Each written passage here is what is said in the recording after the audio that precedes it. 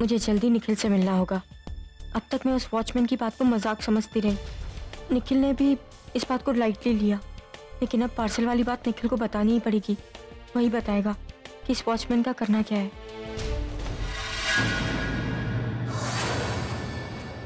कहीं जा रही हो क्या? हाँ भी बस ऐसे ही मार्केट। क्या हुआ? इधर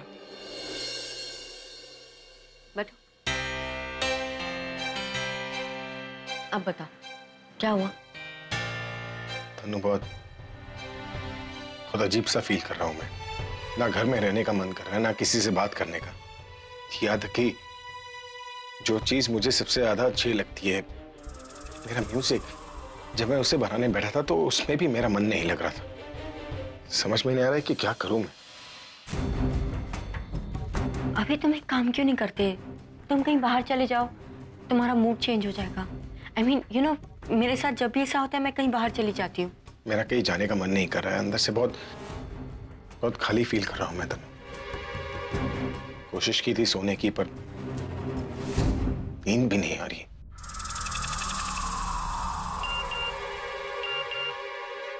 मैं निकल चुका हूँ, आधे घंटे में मिलता हूँ। अब क्या करूँ, कैसे निकलूँ यहाँ से?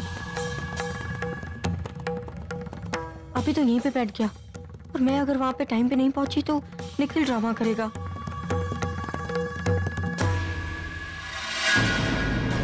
अभी मैं तुम्हें एक बात बोलूं तो तुम बुरा तो नहीं मानोगे ना? क्यों ना तुम अपने रूम में जाके आराम करो, तब तक मैं मेरा कोई इंपॉर्टेंट काम है, मैं वो खत्म करके आ जाती हूँ। इंपॉर्टेंट काम? मुझसे ज्यादा इंपॉर्टेंट है क्या? मुझे अभी तुम्हारी जरूरत है, और तुम ऐसा कौन सा इंपॉर्टेंट काम करने जा रही हो? अभी ऐसी कोई बात नहीं है। वो डॉक्टर के साथ अपॉइंटमेंट है, रूटीन चेकअप हमारे बच्चे के लिए। सॉरी, मेरा ध्यान कहीं और था। चलो मैं भी तुम्हारे साथ चलता हूँ। नहीं,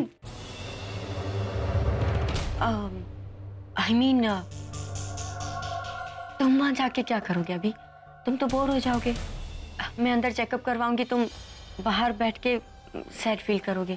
पहले से ही सैड हो, और वहां पे अलग अलग तरीके के पेशेंट्स आते हैं तो तुम्हें अच्छा नहीं लगेगा। मैं क्या करूं, मेरी समझ में नहीं आ रहा है। तुम एक काम करो, अभी गार्डन में चले जाओ वॉक करने के लिए, या कहीं ड्राइव पे चले जाओ। नहीं, मैं अकेले कहीं नहीं जाऊंगा। तुम एक काम करो, तुम अपना ये अपॉइंटमेंट खत्म करके आ जाओ, उसके बाद हम बीच पर चले जाएंगे। ओके, मैं जल्दी जाके जल्दी वापस आती हूँ, और अगर डॉक्टर ने ज्यादा टाइम लगाया तो मैं अपॉइंटमेंट किसी और दिन की रखवा के वापस आ जाती हूँ। ओके, आई एम सॉरी, अभी मुझे निकलना होगा। All the best. Thank you, bye.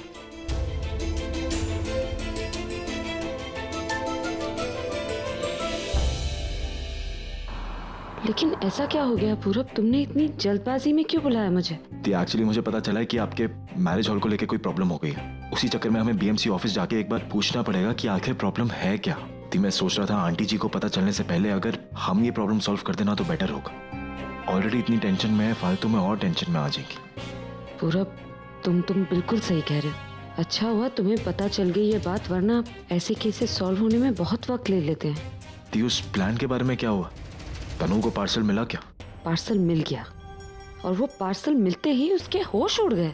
Perfect, यानी कि हम सही डायरेक्शन में जा रहे हैं। तो आपने कुछ जगह और टाइम फिक्स किया, करा कि उसे कहाँ बुलाना है और कब बुलाना? अभी नहीं पूरब, हम इस बार कोई जल्दबाजी नहीं कर सकते, क्योंकि देखो आलिया और राज भैया के सच के सामने आने के बाद तनु बहुत केयरफुल हो गई है। वो हर कदम फूंक फूंक कर उठाने वाली है। वो ऐसी कोई गलती करने ही नहीं वाली जो राज भैया या आलिया ने की थी। इसलिए हमें भी एक्स्ट्रा केयरफुल रहना होगा।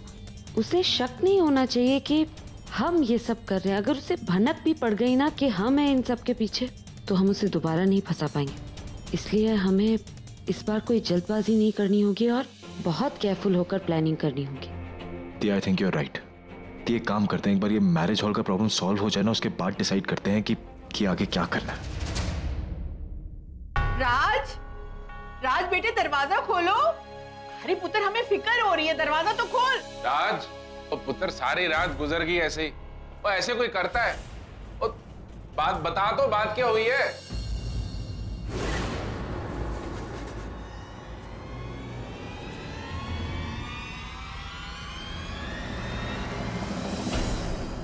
भाभी, ये क्या हो रहा है? राज भैया को सुबह से किसी ने नहीं देखा है। पापा कितनी देर से आवाज लगा रहे हैं, वो कुछ बोल भी नहीं रहे। हम सबको टेंशन हो रही है भाभी, बताइए ना, कहाँ है राज भैया? भाभी,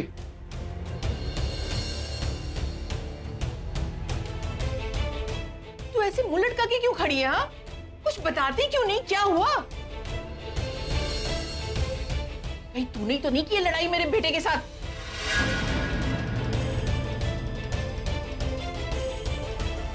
भाभी आप टेंशन मत लीजिए, अगर लड़ाई हुई भी है तो क्या हुआ, हम सब है ना, हम समझाएंगे राज भैया को।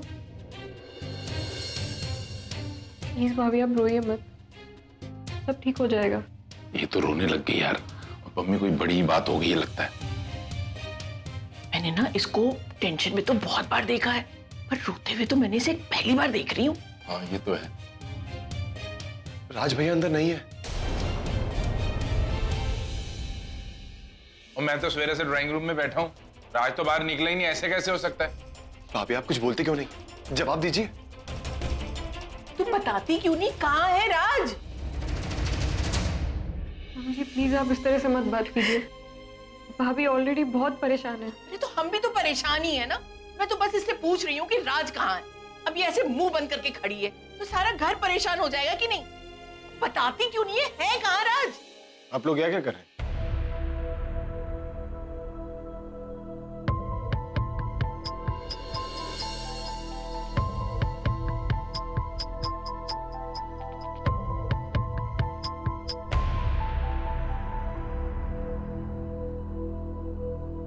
भाई वो राज भैया नहीं है अंदर, और किसी ने उन्हें घर पे देखा भी नहीं सुबह से। हम सब बहुत टेंशन में, और भाभी कुछ भी नहीं बोल रही, सिर्फ रो रही है। आप देखिए ना। अभी राज भैया का है? भाभी मैं पूछ रहा हूँ राज भैया का है? वो मुझसे बहुत गुस्सा है अभी, बहुत गुस्सा है। वॉशरूम में गए, मैंने इतना दरवाजा नॉक किया लेकिन वो दरवाजा नहीं खोल रहे। आप लोग भाभी का ख्याल रखिए, मैं उन्हें देख कर आता हूँ। पुत्र मैं तो बस ये देखना चाह रही थी कि कहीं वो कुछ, अरे एक बार देख तो लेने दे मुझे उसे। कुछ नहीं होगा, मैं हूं ना, तो आप लोग फिक्र मत कीजिए। तो मैं एक बार उसे अपनी आंखों से देख लेती ना तो तसल्ली हो जाती मुझे। एक क्यों? वो मुझसे बात नहीं करेंगे? मैं उनका कुछ नहीं लगता? कैसी बात कर रहा है पुत्र? जैसा है उसके लिए आकाश है वैसे ही तू है, कोई फर्क है क्या? जा जा तू बात कर ले, जा। चलो चलो सब अपने कमरों में चलो।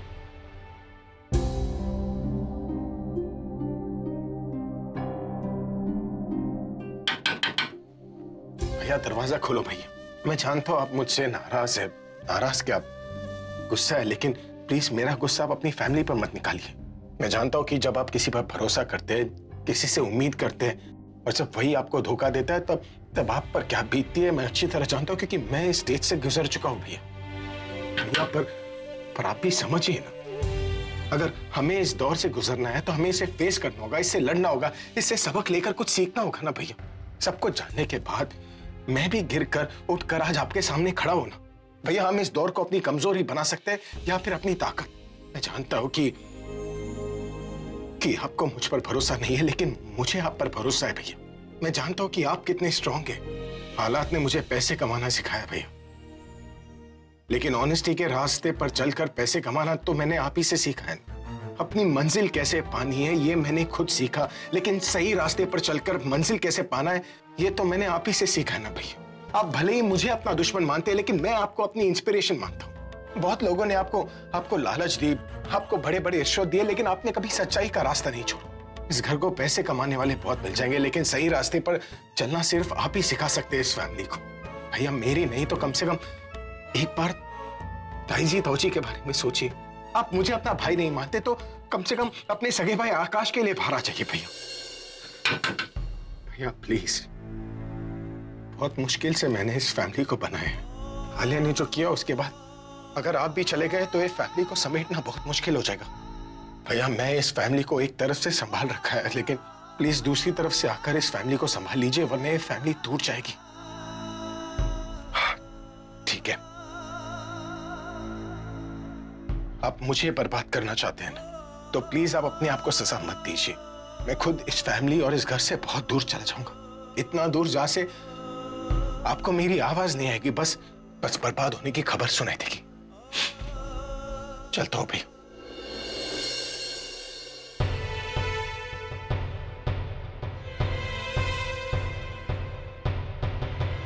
मेरा यकीन कीजिए, मैंने कभी आपका बुरा नहीं चाहा। मैं आपके लिए, इस परिवार के लिए कुछ भी कर सकता हूं। अगर इस फैमिली के लिए खुद को बना सकता हूं ना,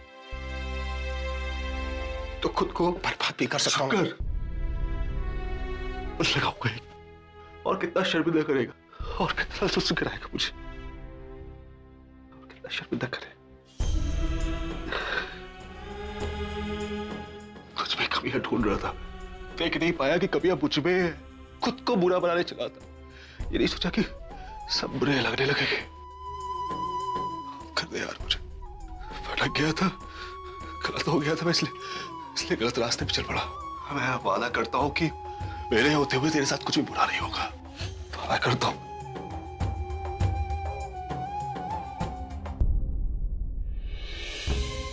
बस हम और नहीं रोएंगे। पूरी फैमिली इंतजार करिए, आप आना चाहिए।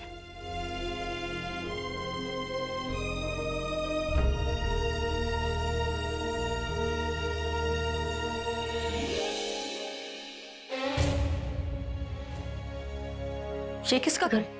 मेरे दोस्त का, जो कुछ दिनों के लिए बाहर गया हुआ है, और कुछ दिनों के लिए मैं यहीं रहूंगा, क्योंकि ये घर अभी के घर के काफी पास है। निखिल तुम कहीं पे भी रहो, लेकिन उस वॉचमैन का कुछ करो। आज जो उसने किया ना, इसका मतलब वो सच में सच बोल रहा है, झूठ नहीं बोल रहा। और हमारे खिलाफ उसके पास और भी प्रूफ है, और अगर उसने वो सारे प्रूफ अभी या प्रज्ञा को दे दिए तो सब कुछ खत्म हो जाएगा। अरे ऐसे कैसे खत्म हो जाएगा सब कुछ? बहुत अच्छी तरह से जानता हूं इन ब्लैकमेलर टाइप्स को। ऐसा मजा चखाऊंगा उसे, ऐसा मजा चखाऊंगा कि ब्लैकमेलिंग तो दूर, ब्लैक कलर से भी नफरत करने लगेगा। किस नंबर से फोन किया था उसने? हर बार अलग अलग नंबर से फोन करता है वो। वॉचमैन है लेकिन बहुत स्मार्ट है। और नेक्स्ट कॉल कब करने वाला? ये तो नहीं बताया उसने, पर पैसे अरेंज करने के लिए उसने 1 दिन का टाइम दिया है। कौन हो सकता है? एक बात तो बताता ना, किसी वॉचमैन टाइप से तुम्हारा कोई झगड़ा वगैरह हुआ था? ऐसे लोगों के मुंह भी नहीं लगती मैं। फिर कोई और लड़का, लेकिन मुझे कैसे पता होगा? हाँ, कॉलेज में बहुत सारे लड़के मरते थे मुझ पे, लेकिन मुझे उनका नाम तक नहीं पता। और मॉडलिंग में अगर किसी को मुझसे प्रॉब्लम होती, मुझसे दुश्मनी होती, तो वो उसी वक्त कुछ करता ना। मॉडलिंग छोड़ने के बाद कोई क्यों कुछ करेगा? और अभी इस केस में सिर्फ प्रज्ञा ही मेरी दुश्मन है, लेकिन आई डोंट थिंक कि वो कुछ करेगी, क्योंकि अगर उसे कुछ पता होता तो वो अभी को जाके सच बताती। लेकिन तुम क्यों मुझसे ये सब कुछ पूछ रहे हो? ऐसा भी तो हो सकता है कोई तुम्हारा दुश्मन हो और तुमसे बदला लेने के लिए मुझे ब्लैकमेल कर रहा हो सकता है। तो हो सकता है तो कुछ सोचो ना। देखो निखिल, मेरे पास ज्यादा टाइम नहीं है। चिनो, आज मैं अभी के साथ बाहर जाने वाली थी, लेकिन उसे मना करके मैं तुम्हारे पास आई तुमसे बात करने के लिए। और इस वक्त अभी बहुत परेशान है, तो मुझे इस वक्त उसके साथ रहना चाहिए ताकि हमारी शादी बहुत जल्दी हो पाए। डोंट वरी तनु, एक काम करो, इस बार जब वो फोन करेगा तुम्हें तो उसे अपनी किसी जगह पर बुलाना, उसकी डिसाइड की हुई जगह नहीं। कहाँ बुलाऊं? वो मैं तुम्हें शाम तक बताऊंगा।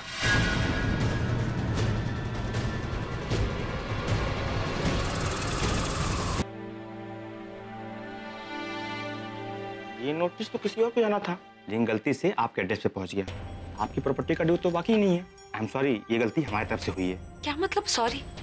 इतनी बड़ी गलती आप कैसे कर सकते हैं? किसी और का नोटिस किसी और के पास पहुंच जाता है, कैसे हो सकता है? आपको पता है ये नोटिस देखकर हमारी क्या हालत हुई? हम सारा काम छोड़कर यहाँ पे आए। देखिए मैम, ऐसा होता है, टाइपिंग एरर रही होगी। मतलब आपको पता ही नहीं कि किस वजह से हुई है? देखिए आप लोग शांत हो जाइए, मैं चेक कर लेता हूँ कि गलती कहाँ और कैसे हुई है। और दीप, एक मिनट में। आपका आना यहाँ बेकार भी नहीं होगा। अगर आप इस प्रॉपर्टी के ओनर हैं ना, तो ये मैटर यहीं क्लोज हो जाएगा अभी। ओनर की क्या जरूरत है? अगर आपका भेजा हुआ नोटिस ही गलत है, आप नोटिस वापस लीजिए, मैटर सॉल्व हो जाएगा। नहीं, हमारे डॉक्यूमेंट में जो एड्रेस चेंज हुआ है वहाँ इस प्रॉपर्टी का सही एड्रेस डाल के ऑनर का साइन लेंगे, स्टैम्प लगा के, ताकि दोबारा ऐसी गलती ना हो। ठीक है, मैं भी ओनर हूँ, आप बताइए कहाँ साइन करना। हाँ, या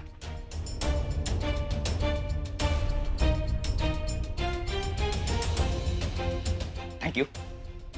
थैंक यू।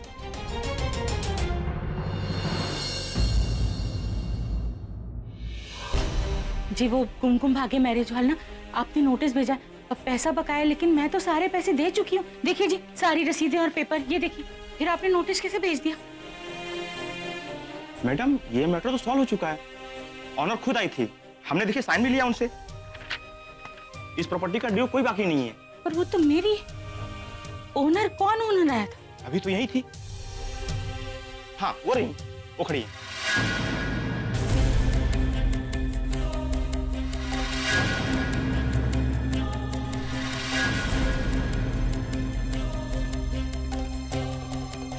सर ये मेरी फाइल। भाई साहब अभी लंच टाइम हो चुका है, आप ब्रेक के बाद आइए। चलो भाइयों लंच कर लेते हैं।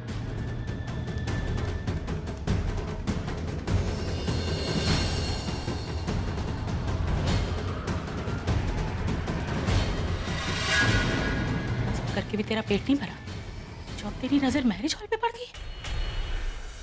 ऐसा नहीं। कैसा नहीं? हाँ तुझे क्या लगा तू मेरे पीठ पीछे चालाकी और चाल चलकर मेरा मैरिज हॉल अपने नाम कर लेगी? तूने क्या मुझे अभी समझ रखा है जो मैं तुझे समझ नहीं पाऊंगी? अरे मैं तेरी नस नस से वाकिफ हूँ, तू मुझे धोखा नहीं दे सकती। मुझे माँ मत बोल, माँ मत बोल मुझे, कोई रिश्ता नहीं है मेरा तेरे साथ। फिर किस हक से तू माँ बोल रही है? तू मेरा मैरिज हॉल मुझसे छीनना चाहती थी। मुझे पता है ना कितनी मुश्किलों से वो मैरिज हॉल खड़ा किया मैंने। तू और बुलबुल बेटी है मेरी, इसलिए नॉमिनी बना के रखा था मैंने। अभी मरी नहीं हूं मैं जो तू वो हॉल छीनना चाहती है। तो मेरे मरने के बाद भी तुझे छू भी नहीं पाएगी। मैं आज ही आज नॉमिनी से तेरा नाम हटा दूंगी। नाम हटा लीजिए माँ, लेकिन मैं सच कह रही हूँ, जैसा आप सोच रही हैं वैसा कुछ नहीं करने आई थी मैं। भगवान कितना झूठ बोलेगी प्रज्ञा, तू कितना झूठ बोलेगी? तेरा तो खून ही सफेद हो गया। झूठ बोलने की भी कोई हद होती। तू इतनी, बचपन से लेके अब तक मुझे लगा था कि तुझसे ज्यादा अच्छी बच्ची तो कोई हो ही नहीं सकती, लेकिन तूने जो किया है ना, मेरा सर शर्म से जग गया। अरे तुझे पता है ना कि उस मैरिज हॉल से हमारा घर चलता है, दाल रोटी चलती है, घर पे छत है, तो सिर्फ उस मैरिज हॉल की वजह से। और तू अपनी माँ को इस हद तक गिराना चाहती कि वो मैरिज हॉल भी हड़पना चाहती। एक घर तो डायन पे छोड़ देती है। तुमने मुझे धोखा दिया, हाँ? अरे पूरा अच्छा हुआ तू आ गया। देख क्या करने वाली थी। वो तो अच्छा हुआ मैं आ गई, वरना ये मेरा मैरिज हॉल हड़प लेती। अरे उस कुमकुम भाग्य मैरिज हॉल से हमारा घर चलता है, और ये वो छीनने वाली थी। तुझे पता है ना, अभी की सारी जायदाद, उसका घर, सब कुछ छीन लिया इसने। इसे लगा कि ये मेरे साथ भी ऐसा ही करेगी, पर इसे नहीं पता कि मैं अभी की तरह इतनी पागल नहीं हूं कि इसकी बातों में आ जाऊं। तू बोलता था ना कि सब कुछ ठीक हो जाएगा, ये ठीक होगा। ये मैं इसे क्या सजा दूं, मैं तो यही समझ नहीं पा रही। मैंने इससे अपना रिश्ता तोड़ लिया, इसकी पहचान, अरोड़ा, वो नाम भी इससे छीन लिया, लेकिन अब मैं इसको क्या सजा दूं? मुझे तो समझ में ही नहीं आ रहा है। हाँ, मैं एक काम करती हूँ, मैं पुलिस को ही बुला देती हूँ। एक बार ये जेल के अंदर जाएगी ना, तब जाके इसका दिमाग ठिकाने आएगा। अरे इसने जो कुछ भी किया है ना उस भोले भाले आदमी के साथ, उसके बाद इसे जेल में ही होना चाहिए। इसे मैं वही सजा दूंगी। मैं अब भी पुलिस को फोन करूंगी।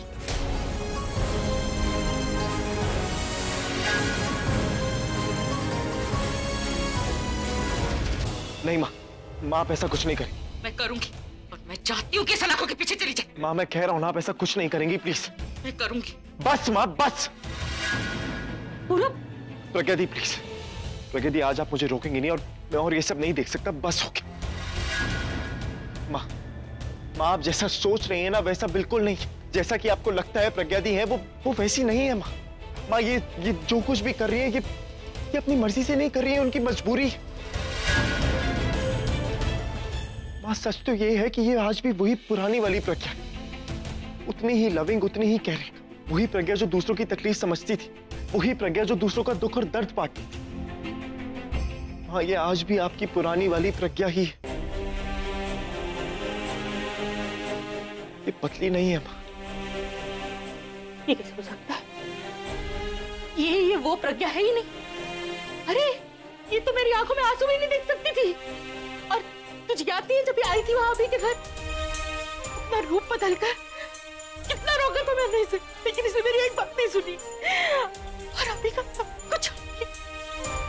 ये मेरी प्रज्ञा हो ही नहीं सकती। ये वो नहीं है। ये कोई अलग ही है। ये मेरी बेटी नहीं हो सकती। माँ, इनकी वजह से कुछ नहीं हुआ, इनकी कोई गलती नहीं है। माँ, आप समझ क्यों नहीं रही? माँ, जैसा कि आपको दिखाया जा रहा था, जैसा कि आपको लग रहा था प्रज्ञा दी है, वो वैसी नहीं है। माँ, वो जो कुछ भी कर रही थी अपनी वजह से नहीं कर रही थी माँ, उनकी मजबूरी थी। और आप जानती है ये सब करने के लिए उसको मजबूर किसने किया? आपकी खुद की बेटी बुलबुल। माँ, बुलबुल और अभी की दादी ने प्रज्ञा दी को ये सब करने के लिए मजबूर किया। बोला अभी की दादी? उन्होंने ऐसा क्यों कहा? अभी के दुश्मनों से बदला लेने के लिए। माँ, आप सब कुछ सच जानना चाहती है ना, तो ठीक है, मैं आपको सब कुछ सच बताता हूँ।